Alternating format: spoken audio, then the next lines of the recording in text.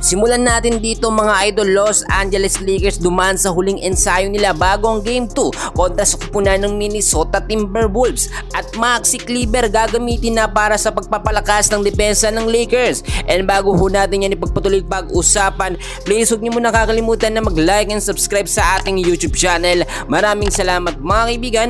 Aminado naman talaga si Coach JJ Redick na kinulang sila sa malakas na depensa kontra nga po sa kupunan ng Minnesota Timberwolves sa Game 1. Nakita nyo naman ang nangyari sa sistema ni JJ Redick, small ball lineup, at yun ho ang nakita nating dahilan kaya ho natalo ang Lakers sa Game 1 nila. Mga kaibigan, itong nakuha nating update sa huling practice nga po ng Los Angeles Lakers ay spotted at kasama na nila si Maxi Kleber.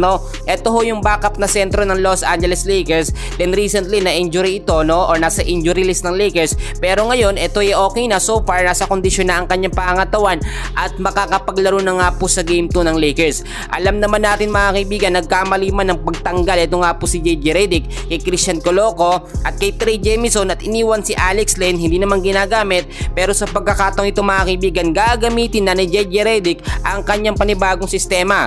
Well, alam naman natin na lumang tugtugin na yung ginagamit lagi na original starting five ni JJ Redick, which is si Rui Hachimura, LeBron James, si Austin Reeves, si Jackson Hayes at si Luka Doncic. Maraming nagsasabi small ball lineup daw ito mga kaibigan at hindi na umuubra dito nga po sa playoffs. Pero sa pagkakataong ito mga kaibigan, mismo si JJ Redick ang nagsabi na mas malakas na ang kanilang lineup, especially yung depensa nila mga kaibigan. Kung titignan nyo naman sa offense mga kaibigan ng Lakers, wala tayong masasabi, walang problema. Kasi kahit si Luka mga kaibigan, nakakagawa yan ng matataas na puntos.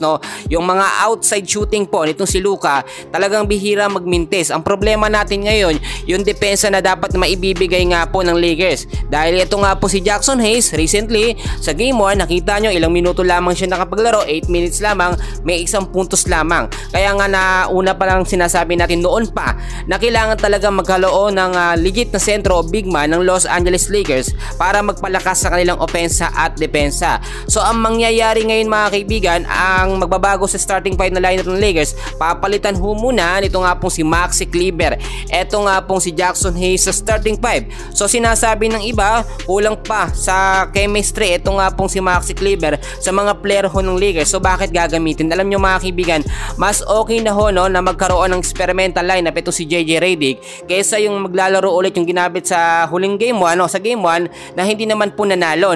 Alam nyo mga kaibigan, para sa akin ang dapat gawin dito ni JJ Redick, gamitin yung mga player o sa mga bench player ng Lakers, gamitin, bigyan ng mahabang oras. Tulad na lamang po mga kaibigan ni Dalton Knecht, ni Gabe Vincent na sinasabing hindi naman daw masyadong nakakapagbigay ng puntos. Paano makakapagbigay?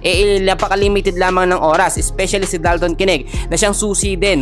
At nakita naman natin maganda ang performance niya si Dalton. Mga kaibigan, kung titignan nyo, kahit si LeBron James mga kaibigan nahihirapan din dumepensa nang siya lang at kinakailangan niya ng legit na sentro na makakasama nga po sa mga crucial at intense game. So far yan muna ang update ko sa inyo mga idol, and please huwag nyo kakalimutan muna na mag-like and subscribe sa ating channel. Maraming salamat po sa inyong lahat.